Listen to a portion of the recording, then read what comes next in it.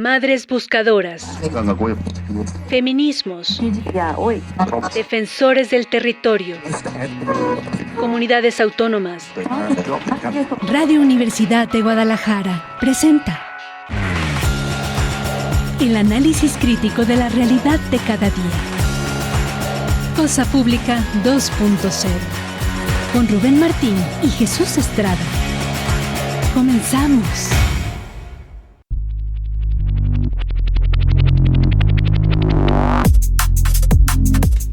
¿Qué tal? Bienvenidos a Cosa Pública 2.0, este programa donde cada tarde le presentamos una selección de los temas sociales y políticos más relevantes de la agenda informativa. Muchísimas gracias a toda la comunidad de radioescuchas de Cosa Pública 2.0, ya sea que nos esté siguiendo a través de la vía tradicional, el 104.3 de frecuencia modulada aquí en el área metropolitana de Guadalajara, en otras emisoras también de la red de Radio Universidad de Guadalajara, o también ya sea que lo haga a través de nuestros canales, ya sea el sitio de medios Universidad de Guadalajara, en Twitter, en Facebook también y en nuestro canal en YouTube, donde le recordamos que ahí puede estar siguiendo no solamente los podcasts y los programas completos, sino las entrevistas que cada tarde tenemos. Vamos a iniciar el programa de esta tarde con el tema de la crisis por desaparición de personas. La Comisión Estatal de Derechos Humanos está preparando una mega recomendación con 107 casos acumulados.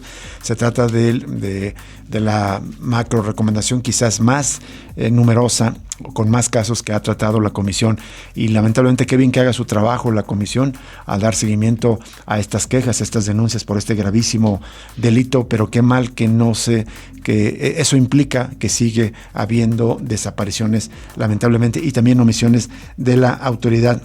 Hablaremos también de un informe que presenta Causa en Común que se llama Nombre sin Cuerpo y Cuerpo sin Nombre, donde confirma que Jalisco es el estado con más fosas clandestinas en todo el país de lejos. Ya lo verá usted cuando le presentemos los detalles. Hay más información sobre el tema también de Ayotzinapa y vamos a dar seguimiento a estas notas que han estado presentando los colegas de NTR sobre el tema de las protestas sociales.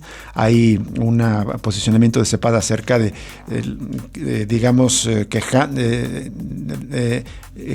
criticando que los gobiernos no atienden las protestas sociales, pero también vamos a darle seguimiento a las huelgas que se han presentado aquí en el estado de Jalisco en los últimos años. Tendremos una entrevista con Melina Gil del colectivo Coamil Federalismo.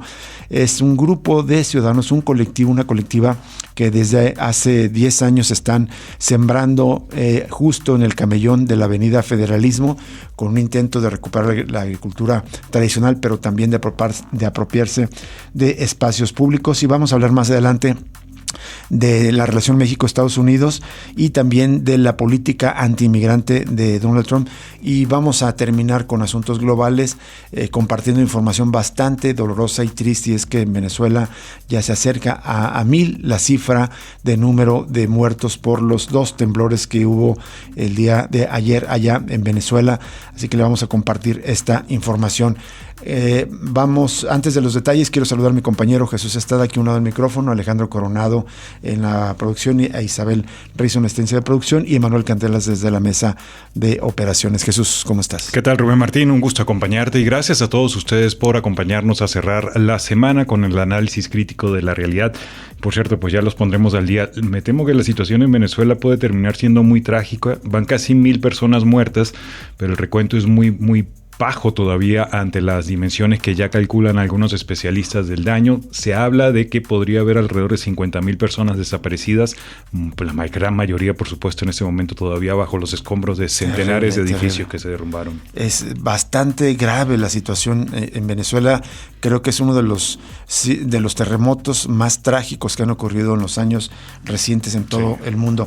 Vamos a iniciar el programa de esta tarde con una nota de nuestra compañera Elizabeth Ortiz de UDG Noticias, que nos cuenta de esta macro recomendación que está preparando la Comisión Estatal de Derechos Humanos sobre el tema de desaparecidos.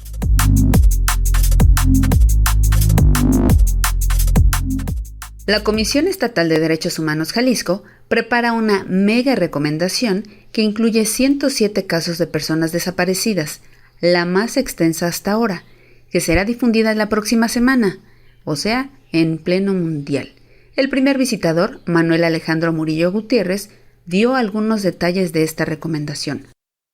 tenemos por dilación, tenemos 3 asuntos en las que nos denuncian desaparición forzada por parte de elementos policíacos de elementos municipales.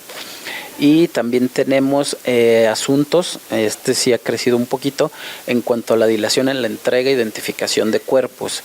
Por otra parte, comentó que en lo que va del año suman 300 quejas interpuestas por familiares de personas desaparecidas en la comisión. 300 quejas, que son las que estamos tramitando actualmente y que están vigentes en la primera visitaduría. Estas quejas incluyen reclamos que la población nos ha presentado en los años 2024, 2025 y 2026. Los años anteriores ya han sido atendidos y ya han sido resueltos en su momento. Con imágenes de Jorge Moreno, para UDG Noticias, Liz Ortiz. Ya hablaremos en su oportunidad con el primer comisionado de la... ¿cómo se llama? Los distintos... No, pero las distintas áreas de visitador. Los visitadores, exactamente. El primer visitador encargado justamente del tema de desapariciones para conocer la relación de todas las macro recomendaciones que existen. Yo creo, si la memoria no me falla, van aproximadamente una decena de macro recomendaciones. Exacto. Es decir, no es una recomendación de un caso, sino que agrupa varios. Pueden ser 20, pueden ser 30. En este caso se trata de 107, de tal manera que pues siguen acumulándose estas denuncias. Y como nos decía Eli Ortiz en esta nota, con las declaraciones del visitador, son 300 quejas las que está revisando la comisión apenas en el último par de años. Vamos a este otro informe de la organización Causa en Común que dio a conocer el día de ayer. Se llama Nombre sin cuerpo y cuerpo sin nombre, nombre sin cuerpo y cuerpo sin nombre, un acercamiento al drama de las desapariciones en México entre 2006 y 2023, de acuerdo con el mapa de hallazgos de fosas clandestinas desarrollado por la Comisión Nacional de Búsqueda. Un total de 5.698 fosas habían sido descubiertas en el país. Sin embargo, el mapa dejó de ser actualizado y en 2024 fue finalmente eliminado por la Comisión Nacional de Búsqueda sin ningún tipo de explicación. Registros independientes construidos a partir de fuentes hemerográficas son útiles para saldar en parte la falta de información oficial respecto al hallazgo de fosas clandestinas, aunque los datos suelen ser difíciles de precisar y sistematizar. Luego vienen los números por cada estado, Jesús. Jalisco encabeza, por supuesto, por la mayor cantidad de fosas clandestinas localizadas. De esas 5.698 encontradas en ese periodo, 708 hallazgos ocurrieron en Jalisco. 708. Le sigue, en segundo lugar, Sonora, pero lejos, con 323 hallazgos, la mitad prácticamente de los de Jalisco. En tercer lugar está Guanajuato, con 210 fosas. Sinaloa, después en 229 fosas, y en último lugar en esta terrible escala está Baja California con 180 fosas. Los colegas de Notisistema también citan este estudio y dicen que la organización contrastó esa cifra con el registro de la Fiscalía Especial en Personas Desaparecidas, que reporta apenas 251 fosas entre 2018 y 2026, lo que considera una subestimación oficial. Y el estudio también identifica diferencias entre los registros nacional y estatal de personas desaparecidas, además de señalar que Jalisco registra sus picos más altos entre 2012 y 2019, con un nuevo repunte hacia 2025, y de hecho, pues lo que va de este año 2026, apenas medio año, ya rebasó el número de fosas clandestinas que fueron localizadas el año pasado. La Comisión de Búsqueda, en otra nota, localizan a jóvenes que desaparecieron en Providencia. Diego Noé Ornelas Guzmán, de 28 años, y Alejandro Enrique Cruz Herrera, de 24, fueron localizados este jueves. Los jóvenes fueron reportados como desaparecidos la mañana del lunes 22 de junio cuando acudieron a la colonia Prados Providencia en Guadalajara para buscar empleo. Es una nota de Mural. Ahí nos cuenta que la Comisión de Búsqueda de Jalisco difundió casi a las 10:30 de la noche las fichas con la leyenda de que ambos fueron localizados, aunque no abundó en detalles sobre las condiciones en que fueron localizados. La dependencia tampoco detalló el estado de salud de ambos muchachos. Mural publicó que los jóvenes fueron citados este lunes a una capacitación en la colonia Prados Providencia para una empresa que subcontrata personal para prestar servicios a Total Play, pero no regresaron a casa. Ambos fueron contactados el 19 de junio mediante una oferta de empleo publicada en Facebook, cuando un reclutador identificado como Gustavo Serrano les solicitó acta de nacimiento, CURP, credencial para votar, licencia de conducir y 3 cartas de recomendación antes de citarlos en las oficinas de la empresa Sluten, ubicada en José María Heredia 2933. El día que acudieron a la capacitación todavía mantuvieron comunicación con sus esposas entre las 10 y las 11 horas. Sin embargo, los teléfonos fueron apagados después de mediodía. Los familiares de los jóvenes fueron hasta el sitio donde se impartía la capacitación y aseguraron que había personas adentro y afuera de las oficinas, además de varias camionetas blancas con escaleras similares a las utilizadas por empresas de telecomunicaciones, aunque sin logotipos. El martes presentaron la denuncia por desaparición ante la Fiscalía y un reporte ante la Comisión de Búsqueda de Jalisco. Qué bueno que fueron localizados. Otra triste noticia de una mujer buscadora que fue asesinada. El asesinato de la defensora buscadora Patricia Negrete Tafolla fue denunciada por la Red Nacional de Defensores de Derechos Humanos en México, IM Defensoras, que exigieron una investigación pronta con perspectiva de derechos humanos y que considere su labor de búsqueda como una línea central. Patricia fue atacada a balazos la noche del 23 de junio cuando salía de trabajar del Hospital Regional de Pénjamo, en Guanajuato, y se dirigía en motocicleta a su domicilio. Es una nota de los colegas de Desinformémonos. Es terrible la cantidad de familiares de buscadores desaparecidos, que han sido asesinados, sobre todo en Guanajuato. En Guanajuato, exacto. Volviendo a esta nota, cuenta que Patricia buscaba a su hermana Laura Angélica Negrete Tafolla. Ella desapareció el 5 de enero del 2021 ahí en Pénjamo. Desde entonces participó en jornadas de búsqueda, acompañó a otras familias e intervino en reuniones con la Fiscalía del Estado. Con su asesinato suman ya 5 personas defensoras buscadoras de desaparecidos asesinadas en México en lo que va de este año, y 4 de esos casos ocurrieron en Guanajuato.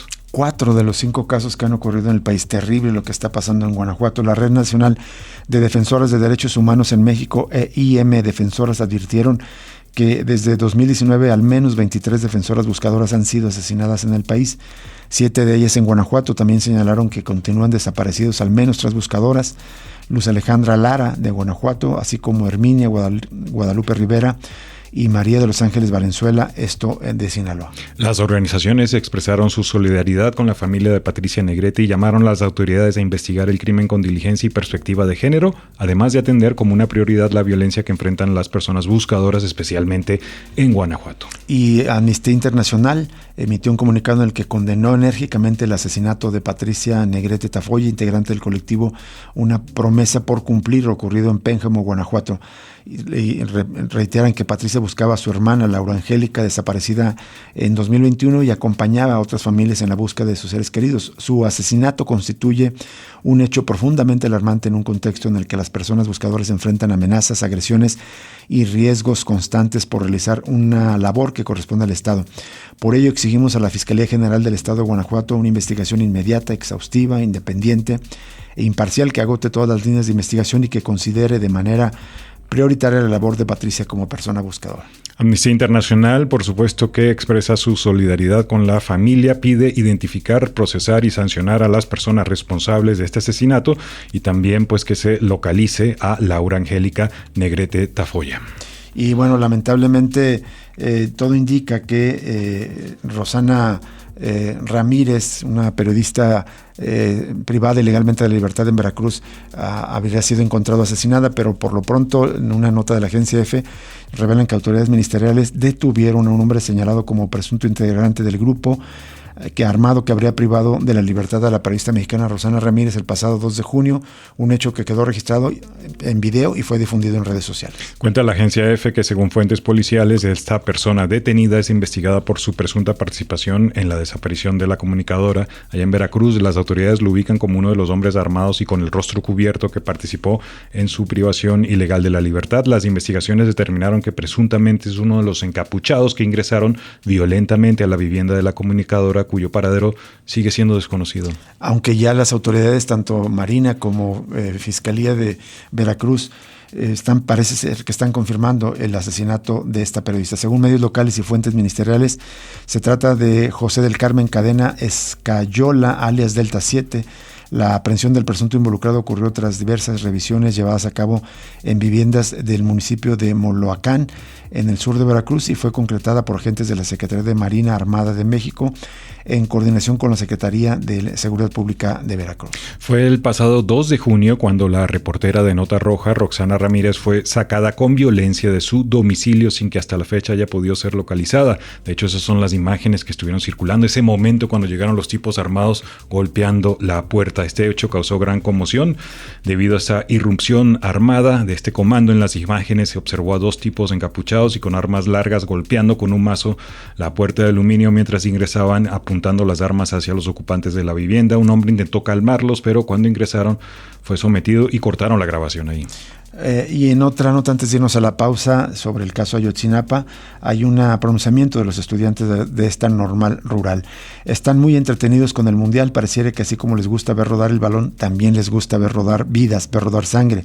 Eso sí lo pasan por alto, reclamaron estudiantes de la normal de Ayotzinapa, quienes este jueves se manifestaron para exigir la aparición con vida de sus 43 compañeros, denunciar la criminalización de las autoridades y criticar la indiferencia de la población. Esto es porque se cumplieron 141 meses de la desaparición de los 43 normalistas de Ayotzinapa, que ocurrió el 26 de septiembre del año 2014. Justo hoy son los 141 meses y por eso en este meeting que celebraron los jóvenes ayer en el antimonumento de los 43 en Guerrero dijeron: somos un país tan pobre que grita más fuerte un gol que una injusticia. Esto lo dijo uno de los normalistas en la protesta, donde los jóvenes acusaron la represión de la que fueron objeto diferentes movimientos sociales, incluyendo el de Ayotzinapa, durante las protestas en la Ciudad de México en el marco de la inauguración del Mundial. Y justamente recuerdan cómo hubo esta represión y criminalización el pasado 11 de junio. Los jóvenes aseguraron que mantendrán sus exigencias hasta que el Estado mexicano esclarezca el caso Ayotzinapa y que exigieron que el ejército entregue los 800 folios pendientes para avanzar en la investigación, así como que se abran los videos de las cámaras de seguridad de Iguala que lleven a cabo las extradiciones del exjefe de la Agencia de Investigación Criminal Tomás Cerón de Lucio y de José Ulises Bernabé García, quien fue juez de Barandilla en la ciudad de Iguala durante la noche en que desaparecieron los normalistas. Vamos a compartirles ya esta nota en nuestras redes sociales, pero por lo pronto nos vamos a la primera pausa y regresamos con más información.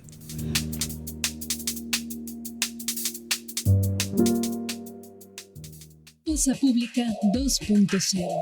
El análisis crítico de la realidad de cada día.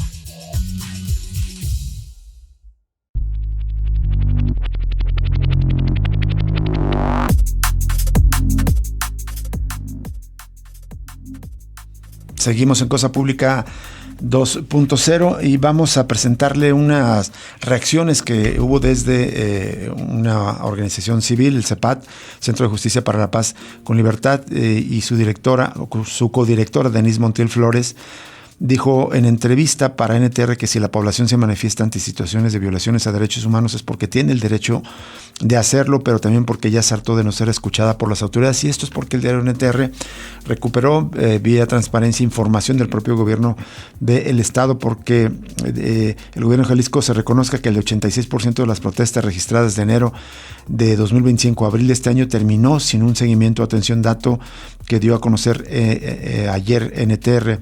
Y esto preocupa ya que muestra la intolerancia del Estado a las manifestaciones. Resulta preocupante que el 86% de las manifestaciones no tienen ningún tipo de respuestas. Como esto muestra cómo esta herramienta incluso no está funcionando con el objetivo de obtener algún tipo de respuesta del Estado. Y esto resulta grave respecto a la disposición que tiene el Estado y que la hemos visto manifestarse de diversas maneras, como en el cierre de espacios públicos ante las movilizaciones, impedir que las personas se acerquen a los espacios o instituciones donde deberían obtener la respuesta. Esto se recuerda el dato que publicó el día de NTR el día de ayer, que entre el 1 de enero del 2025 y el 30 de abril de este año, el gobierno de Jalisco tiene registradas 789 protestas que han ocurrido en el estado. Esto arroja un promedio mensual de 50 protestas al mes. Ahora, en esta reacción desde el CEPAT dicen que se ha notado que en varios de los casos en los que sí hay respuesta de parte del gobierno a las movilizaciones, esta se limita a generar reuniones, pero pocas veces se llega a una solución real. En otros casos, la respuesta es la represión, dice Denise. Las pocas respuestas que se tienen de parte del Estado están encaminadas muchas veces, quizás solamente a la foto, a sentarse en mesas de trabajo, reuniones específicas, pero que no tienen resultados concretos ni atienden a las demandas principales de quienes están movilizando. Un paréntesis, eso me recuerda mucho, por ejemplo, lo que hizo Enrique Alfaro después del halconazo tapatío del 2020, que fue congregar a las decenas de víctimas de desaparición forzada y malos tratos de la parte de la policía a unas mesas de trabajo, se sacó un video, hizo una serie de promesas de reformas que nunca se cumplieron y ahí terminó todo. Exactamente. Y pese a lo anterior, Denise Montiel llamó a los ciudadanos a que si lo necesitan sigan ejerciendo el derecho a la manifestación, ya que si bien la autoridad puede que no atienda la causa, actualmente la protesta social recibe el apoyo de más organizaciones y genera mecanismos para visibilizar este problema. En seguimiento a estas protestas sociales, también hoy los colegas de NTR publican que el Instituto Nacional de Estadística y Geografía, el INEGI, publicó las estadísticas sobre relaciones laborales de jurisdicción local de 2025 y los datos históricos de la última década muestran que en Jalisco estallaron 68 huelgas en este periodo, y el INEGI precisa que esta encuesta difunde información de los desacuerdos derivados de las relaciones laborales en el ámbito local. La finalidad es proporcionar datos para el análisis, investigación, planeación y evaluación de las características y efectos de la política laboral, así como para brindar el servicio público de información en la materia. Se me hacen poquitas, en realidad, las huelgas estalladas en 10 años en este periodo, pero bueno, cuenta la nota con esta información oficial que si bien en 2025 Jalisco no tuvo ninguna huelga activa, sí contó con 3 emplazamientos a huelga el año pasado. Y en este histórico, desde el 2016 hasta la fecha, ya suman 68 huelgas que sí estallaron, según datos del INEGI. 2018 fue el año con más huelgas estalladas, con un total de 18, mientras que en 2021 estallaron 15, en 2018 14.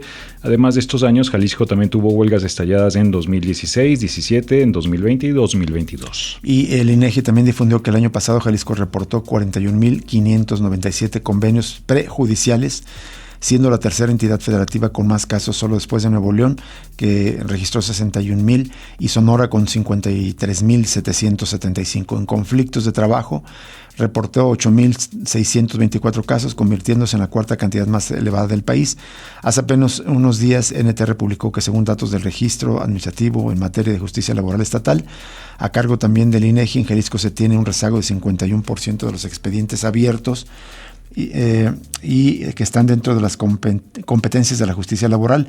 En caso de los datos juzgados, los datos reflejan que entre el último bimestre de 2020 y el 31 de diciembre de 2025, en los juzgados laborales se abrieron 27,067 expedientes, pero 13,659 quedaron pendientes de resolverse, es decir, el 51%. Enorme el rezago. En otras notas, en otros temas, dando seguimiento a la crisis del agua, perdón, aquí me dice bolas, es otra nota que tiene que ver con resistencias contra megaproyectos. Organizaciones presentaron una amicus curiae, una forma jurídica para fortalecer el acceso a la justicia ambiental en el caso de la granja industrial de Bachoco en Yucatán. Organizaciones de derechos humanos y ambientales nacionales, internacionales y personas abogadas expertas presentaron una amicus curiae ante el Tribunal Colegiado en materia penal y administrativa del 14º Circuito con sede en Yucatán.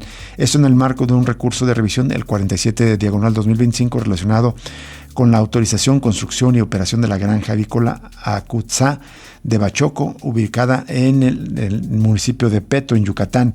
El documento tuvo como objetivo aportar elementos y precedentes legales al tribunal que confirman los argumentos presentados por los ejidos pertenecientes al sistema lagunar de Chichancanap, quienes buscan que se reconozca su derecho a acceder a la justicia ambiental y que el caso sea analizado de fondo. De hecho, ese amicus curiae retomó la jurisprudencia de la Corte Interamericana de Derechos Humanos y de la propia Suprema Corte de Justicia de la Nación sobre el alcance de los principios de prevención y precaución en materia ambiental, en particular sobre la carga de la prueba cuando existen riesgos de daño ambiental. Es interesante también, retoma la obligación internacional asumida por México con la suscripción del Acuerdo de Escazú, que fue ratificado y entró en vigor el 2021, que establece que en materia ambiental México deberá facilitar la producción de la prueba del daño ambiental, así como la inversión de la carga de la prueba y la carga dinámica de la prueba en estos juicios. Esta figura amicus curiae significa amigo de la Corte o amigo del tribunal, y bueno, más adelante le vamos a dar la relación de las decenas de organizaciones no gubernamentales que están respaldando a esta localidad. Más adelante, en este comunicado que difundió Prodesc, se señala que significa que los juzgados y tribunales deben exigir a las autoridades responsables la prueba de que el proyecto o actividad autorizada no daña el medio ambiente y que la carga de la prueba debe recaer en la parte que se encuentra en mejores condiciones técnicas o fácticas para acreditarlo, lo cual con frecuencia implica que recaiga en las autoridades, las empresas o los agentes contaminantes. Las organizaciones señalaron que conforme a estos estándares y obligaciones internacionales no corresponden a las comunidades indígenas y a los núcleos agrarios a probar los daños ambientales para acudir a la justicia. Por el contrario, ante posibles riesgos ambientales, las autoridades y quienes promueven proyectos potencialmente contaminantes deben acreditar que dichos proyectos no generan riesgos para el medio ambiente, el agua ni los derechos de las comunidades. La presentación del documento ocurrió después de que el pasado 12 de junio de este año el tribunal colegiado aplazara la discusión del proyecto de sentencia que proponía confirmar la negativa y el sobreseimiento del amparo promovido por los ejidos del sistema lagunar de Chichancanap. Dicho aplazamiento abrió la oportunidad para que el tribunal revisara con mayor profundidad los estándares nacionales e internacionales aplicables al caso. Y también las organizaciones advirtieron que una resolución que confirma el cierre del caso sin analizar el fondo podría sentar un precedente regresivo para la justicia ambiental al imponer a las comunidades y ejidos cargas probatorias desproporcionadas antes de permitirles defender el agua, el territorio y los ecosistemas, señalan. Y más adelante dicen que el caso resulta especialmente relevante por su relación con el sistema lagunar de Chichancanap y por el contexto de expansión de proyectos agroindustriales de gran escala en la península de Yucatán, una región con alta vulnerabilidad hídrica debido a la naturaleza kárstica de su suelo. Por ello, las organizaciones llamaron al tribunal colegiado a cambiar el sentido de su proyecto de resolución y reconocer el interés legítimo de los ejidos, garantizar su acceso efectivo a la justicia ambiental y ordenar y atender el caso conforme a los principios de prevención, precaución y los más altos estándares de derechos humanos. La decisión que adopte el tribunal tendrá implicaciones más allá de este caso porque puede fortalecer el derecho de las comunidades a prevenir daños ambientales o, por el contrario, advierten consolidar criterios que dificultan la defensa temprana de territorios, acuíferos y ecosistemas. Así que vamos a estar al pendiente. Vamos a una pausa y regresaremos con la entrevista con Melina Gil de la colectiva Coamil Federalismo.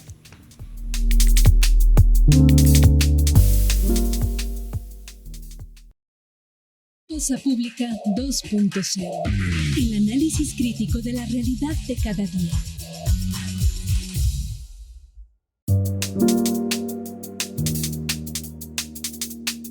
Seguimos al aire aquí en Cosa Pública 2.0 y vamos a esta videollamada con Melina Gil. Melina Gil forma parte de la colectiva Coamil Federalismo. Es ya nos explicará ella, pero es un esfuerzo muy loable, muy importante de resistencia frente al avance del urbanismo y también de la agricultura industrial. Esto justamente en el camellón de federalismo, y esto es porque están cumpliendo 10 años y van a llevar a cabo un evento próximamente. ¿Cómo estás, Melina? Muy buenas tardes. Hola, ¿qué tal? Muy buenas tardes, Rubén. Buenas tardes también, Jesús, y a todas las personas que nos están escuchando. Muchas gracias por el espacio. Gracias, al contrario.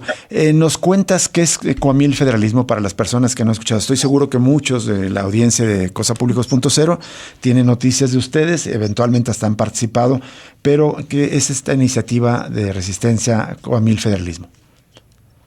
Miren, el Coamil es un proyecto que lo definimos autogestivo porque pues es a partir del esfuerzo y del talento de las personas que estamos ahí interviniendo, y es una apropiación del espacio público, precisamente como lo comentan, justamente en el camellón de la Avenida Federalismo, entre las calles de Francisco Zarco y General Arteaga. En el Coamil, la línea más visible de trabajo que tenemos es la agroecología urbana, pero al mismo tiempo también realizamos, por ejemplo, actividades de cultura comunitaria y pues diversas formas también para estarnos politizando y ejerciendo el derecho a la libertad de expresión. Pero en esta línea que es la más visible, la agroecología, precisamente este año se están cumpliendo ya los 10 años, en el 2016 es cuando se inicia este proyecto a partir pues de personas que en su momento vivían acá en esta parte céntrica de Guadalajara y que pues empiezan a cuestionarse situaciones desde la soberanía alimentaria, el ejercicio de derechos humanos, el ejercicio de la participación, ¿no? Y de formas de estar proponiendo nuevos modelos de ciudad. Entonces, justamente en el verano del 2016 es cuando, aprovechando el temporal, se empieza lo que es la siembra de la tradicional milpa. Esto que es un policultivo de maíz, de frijol, de calabaza, y que pues es también una práctica ancestral y tradicional. Y en esta práctica lo que se hace también pues es estar cuidando y reproduciendo la semilla nativa y semilla cuidada de manera criolla.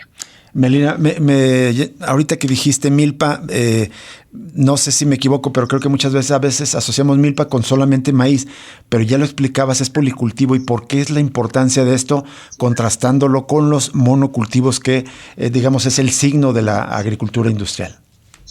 Exactamente. De hecho, el policultivo a mí me encanta porque es entenderlo como un trabajo en equipo.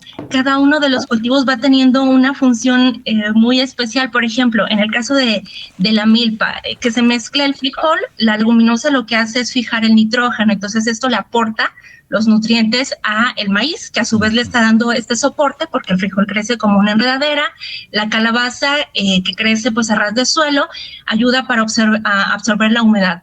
Entonces, precisamente el entender el manejo de los propios cultivos y sus propiedades, lo que facilita es estar evitando, por ejemplo, el uso de fertilizantes sintéticos, que nos lleva a otro tipo de conflictividades, por ejemplo, socioambientales, que se están viendo en otra parte de México, porque se requieren esos insumos como el amoníaco para estar produciendo. Entonces, el manejo de los propios cultivos, el estarlo entendiendo en esta sinergia que entre el mismo cultivo se genera, es pues otro modelo y otra forma también de estar entendiendo un respeto también hacia la vida. Y sí, como lo comentas, es un contraste contra esta forma predominante de la agroindustria, que lo que busca es simplemente el rendimiento, la producción, y pues llevándose en eso la vida y el derecho a la salud. Y también ya lo mencionabas de paso, pero a ver si lo abundas un poco más. Se trata además de un conocimiento de cultivar, de producir alimentos y de reproducción de la vida ancestral de los pueblos de Mesoamérica, ¿no?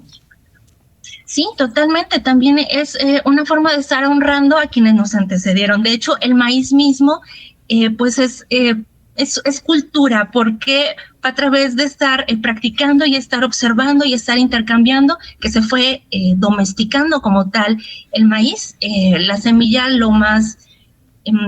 los antecedentes que se tienen es de esta gramínea silvestre que se llama teocintle, pero a partir de estar haciendo un trabajo de observación, de intercambio, de trabajo, es que se fue pues evolucionando al maíz como ahorita lo conocemos. Entonces, también es en realidad estar honrando a todo lo que nos antecede. Y un cuidado, insisto, de esta semilla nativa, porque en ese momento la política generalizada para cuidar la semilla nativa o para preservarla es en estos bancos. Uh-huh. La semilla tiene que estarse reproduciendo en la tierra y reproduciéndose de manera colectiva y en comunidad.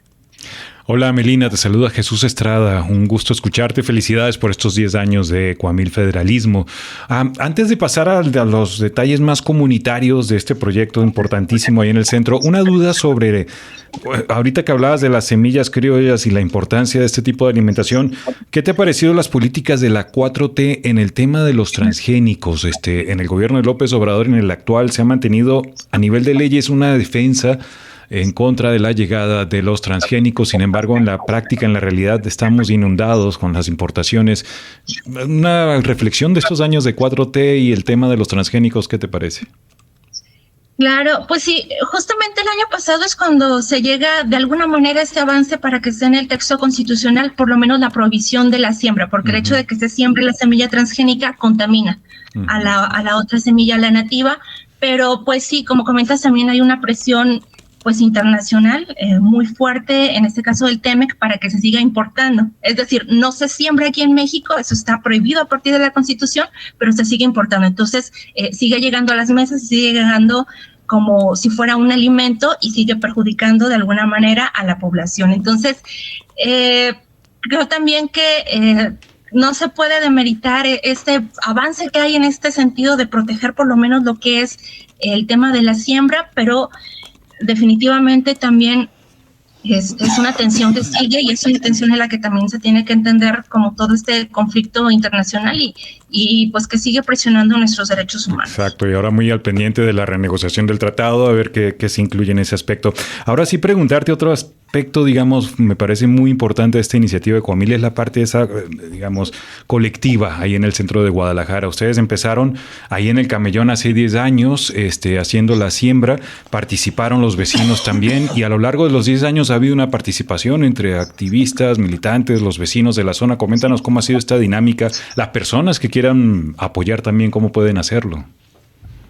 Claro, es bien interesante que es totalmente heterogéneo, ¿no? Hay personas adultas mayores, hay niñas, niños también que han acudido, personas que estuvieron en los inicios del Coamil y que por situaciones, por su propio proyecto de vida, pues ya se han desligado físicamente, pero siguen súper al pendiente.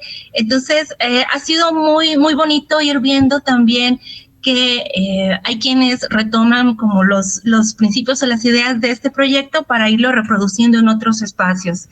O hay, por ejemplo, me viene a la mente un compañero que a partir de estar trabajando varios años, hizo ya un posgrado en relación a la soberanía alimentaria. Es decir, es como una semillita simbólica y física que se va sembrando, y pues en este sentido de que es muy heterogéneo, también es muy rico ver cómo llegan señoras y señores, personas que incluso pues habitaron ahí en su momento hace muchísimos años, y incluso nos llegan personajes, ¿no? Hay un señor que físicamente nació ahí cuando todavía no estaba el tema del tren ligero, entonces llega y nos ayuda, por ejemplo, a regar el jardín medicinal que también tenemos ahí, porque dice, pues es que yo aquí nací. Entonces es muy bonito también cómo se van recuperando la memoria de las personas vecinas, de los vecinos, y pues ha sido cada domingo las personas que acuden, muchas habitualmente ya lo hacen, hay otras que por sus propias ocupaciones lo hacen de manera esporádica, pero la verdad es una fiesta cada domingo.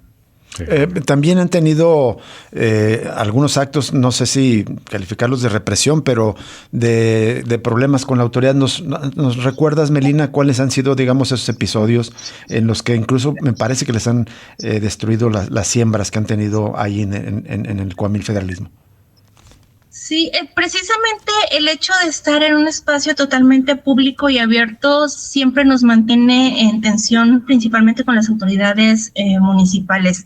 Sobre todo al inicio era una situación de retirar de plano todo lo que era la milpa. Hubo también hace alrededor de 5 años una intentona de retirar el compostero comunitario que también se tiene ahí instalado, pero pues también el hecho de estar levantando la voz ayudó a que permaneciera y sí, en los años más recientes se ha insistido en esta parte de, entre comillas lo pongo, de estar cuidando o mejorando el camellón, y pasan probablemente de parques y jardines, pero sí están haciendo podas sin distinguir pues lo que es pasto de lo que ya son los cultivos que estamos manejando nosotros. Entonces es una tensión permanente. También también es de su conocimiento que han existido 2 intentonas de parte del Congreso, también por una situación de legislar para estar controlando lo que es la práctica de la agricultura urbana. Entonces es una constante, los episodios pues es parte también de lo que estamos viviendo, y pues es una resistencia, por eso es una resistencia la que mantenemos, pero seguimos ahí con todo el entusiasmo y sobre todo el convencimiento de estar haciendo algo diferente. Yo creo que eso es importante. Melina Gil, ¿qué tanto ha crecido esta práctica de la agricultura urbana? Es decir, entiendo que no son el único colectivo, quizás el más conocido, pero no el único. ¿Qué tanto? Y no sé si nos puedes hablar si hay una red de otros colectivos o colectivas que también se enfoquen en la agricultura urbana, o casos individuales en la que en sus azoteas, en sus patios, se esté cultivando, produciendo alimentos propios.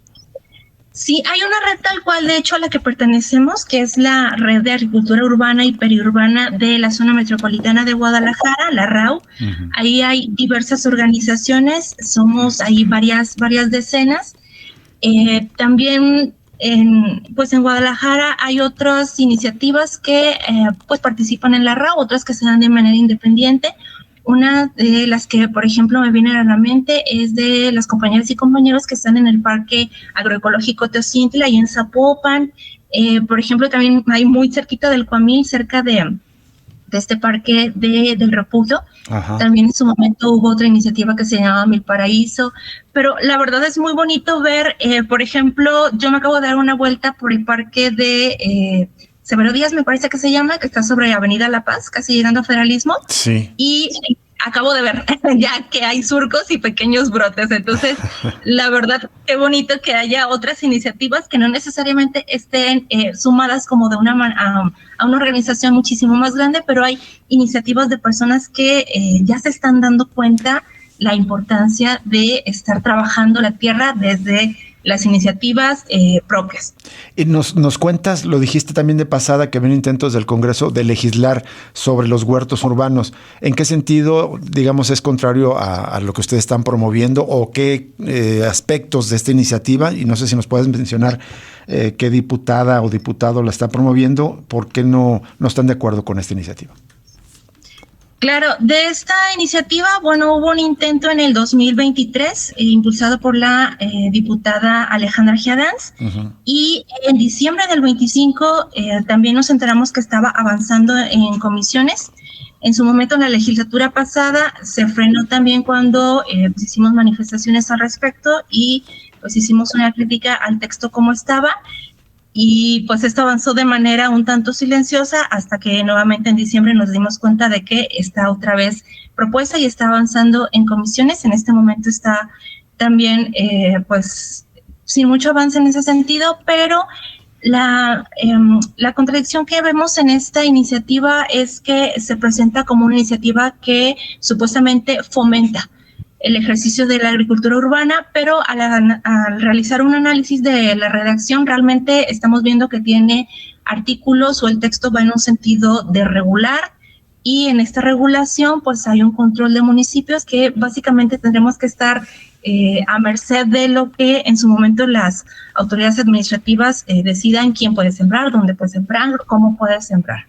Y también hay otras situaciones en el texto, por ejemplo, se solicita un banco de datos, entonces hay información realmente, datos sensibles, datos personales de personas que estaríamos ejerciendo la agricultura, estarían en una información de la que no se tiene pues mayor control de quién podría tener acceso a esto, que a su vez también se pudiera prestar para pues algún proyecto extractivista, es decir, claro. Hay unos capítulos que están disfrazados ahí con temas de innovación y experimentación que a lo que se puede entender es que estarían experimentando a través de nosotros. Entonces toda esta información, ¿quién estaría siendo beneficiado? ¿No? Hay muchas lagunas en ese sentido, y también en esta iniciativa pues no se reconoce y no se entiende cómo se vive actualmente ya la situación de la agricultura y de la agroecología urbana, es decir, borra completamente todas las iniciativas que ya tenemos años trabajando,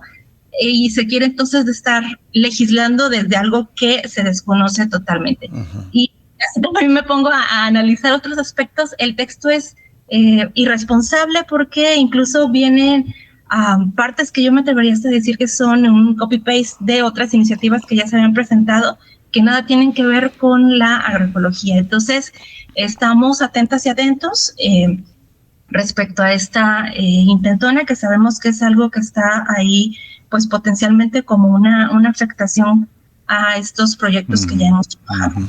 De hecho, de la propia red al principio de este año, cuando se aprobó en comisiones esta polémica ley, entre todo lo que acabas de enumerar también, hablaba de que esta ley podría ser inconstitucional al imponer obligaciones universales sin distinguir entre prácticas comunitarias y los proyectos que sí son comerciales.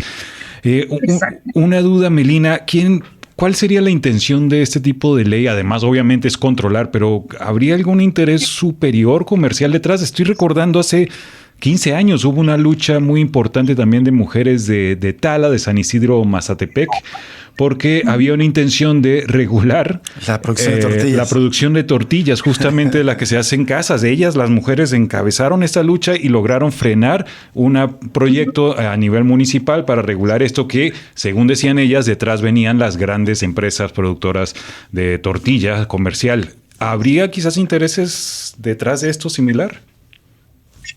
Es lo que deja la puerta abierta, la verdad deja la puerta abierta para que toda esta información y todo este esfuerzo pueda tener un sentido lucrativo o mercantil, que también es eso, ¿no? Porque esta iniciativa no reconoce todo el sentido cultural de la agricultura y la habla en términos de productividad, de rendimiento, con toda esta visión agroindustrial. Entonces, está abierto el texto a interpretarse de esta manera. Pero sí recordar que es una iniciativa, no es una legislación, no es aplicable y pues así como está el texto, en todo sentido pues tendría como todo el campo abierto para hacerse acciones de defensa. Pero sí, como comentas, puede haber ahí situaciones que están tratando de legalizar, de legitimar para algunos proyectos muy personales. Finalmente, Melina, de mi parte, también tienen, además de esta actividad de siembra, y ahorita nos cuentas específicamente la jornada de este domingo, pero también están haciendo Radio Coamil, Resistencias Sonoras. ¿Nos hablas brevemente de este otro proyecto? Sí. Pues precisamente en esta línea de cultura comunitaria nosotros hemos convertido al Coamil también en un espacio radiofónico y generalmente hacemos este podcast ahí mismo en el Coamil. A veces nos vamos a diferentes iniciativas. Este podcast lo que trata de retratar son personas que están haciendo otros mundos posibles, ¿no? Que ya se remangaron y están en su comunidad o en otros espacios en diferentes temáticas, haciendo resistencia, tienen sus diferentes luchas y lo hacemos también en sinergia con el portal Sonadox. De hecho, con ellas y ellos, pues también están ahí los diferentes episodios que ya hemos estado trabajando. Y también tenemos vinculaciones con otros medios y otras plataformas para estarlo divulgando en diferentes partes de América Latina. De acuerdo. Finalmente, háblanos de los datos, comparte los datos de este inicio de siembra y también que coincide justamente esta jornada Hagamos Milpa en el Coamil Federalismo, que coincide, como dicen, con los 10 años que están celebrando. Sí, justamente este domingo 28 vamos a hacer esta siembra ya de la primera década del Coamil Federalismo. Vamos a, además de estar trabajando como tal la tierra y sembrar este cultivo de milpa, vamos a tener música, también vamos a tener arte, vamos a estar ahí, incluso se está organizando una cascarita de barrio, también ya están ahí unas compañeras y compañeros. Vamos a tener intervención para estar pintando también ahí letreros que queremos estar colocando y pues sí, muchísimo trabajo en la tierra. Y a raíz de estos 10 años, además de la siembra, vamos a estar convocando a otra serie de también proyectos. Vamos a echar a andar en próximos días una convocatoria que se llama Poemario, y esta va a estar activa hasta el mes de septiembre para que todas las personas puedan estar participando con producciones creativas, literarias por escrito, y esto posteriormente lo vamos a armar como un libro cartonero. Entonces, sí, esta siembra pues es el inicio de estos festejos por los primeros 10. A partir de las 9:30 vamos a estar por ahí. Federalismo y Francisco Zarco, ¿verdad? Exactamente. Ahí nos van a ver con los asadones y las palas, no va a haber pierde. Y esta parte está muy tranquilizada porque coincide con la vía recreativa, entonces traigan a sus familias, incluso a sus perrijos, todos bienvenidos. Muchas gracias, Melina Gil, por compartir esta información. Buenas tardes. Gracias a ustedes. Hasta luego. Gracias. Melina Gil de Coamil Federalismo. Vamos a una pausa y volvemos.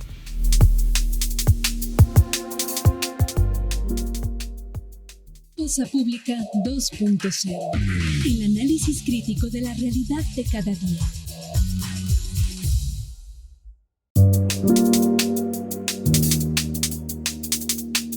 Seguimos en Cosa Pública 2.0. Ya prácticamente para despedirnos nos queda poco más de un minuto y bueno, compartirle lo principal de esta nota de la agencia AFP, que nos comparte que son casi ya los 1,000 personas muertas por los sismos en Venezuela. Con equipos pesados o con sus propias manos, rescatistas y voluntarios buscan este viernes a supervivientes del doble terremoto en Venezuela que causó oficialmente hasta ahora 920 muertos y más de 50,000 desaparecidos. Esto informaron el presidente de la Asamblea Nacional, Jorge Rodríguez, y el jefe de ayuda humanitaria de la ONU, Tom Fletcher. Esto porque los dos sismos, recuerden que fueron de magnitud 7.2 y 7.5, devastaron a esta región, sobre todo al norte de Venezuela, este pasado miércoles. Fue muy raro esos dos sismos, es decir, no fue una réplica, no, son dos sismos independientes que ocurrieron con 40 segundos de diferencia. Eso lo hizo especialmente mortal y bueno, la infraestructura también. Se habla de centenares de edificios que han sido derrumbados desde ese terremoto, sobre todo en la región de La Guaira, que está en la costa al norte de la ciudad de Caracas. Según esta nota, pues me impresiona esa cifra, pero ya he visto varios análisis que hablan de que pudiese haber decenas de miles de personas desaparecidas. 50,000 es el cálculo que están haciendo en este momento desde la ayuda humanitaria de la ONU. 50,000 desaparecidos. Y bueno, se habla ya de distintos países que están enviando ayuda entre rescatistas y también materiales, medicamentos y otro tipo de insumos necesarios. Vamos a darle seguimiento ya la próxima semana a este asunto. Por lo pronto nos despedimos. Le agradecemos enormemente que nos haya acompañado en este viernes 26 de junio a lo largo de esta semana. Lo invitamos a permanecer en sintonía de Radio DG. Sigue Gaby Bautista con La Voz de la Luna, luego la programación habitual. Le deseamos buen fin de semana y nos escuchamos el próximo lunes en otro análisis crítico de realidad aquí en Cosa Pública 2.0. Hasta entonces. Hasta luego.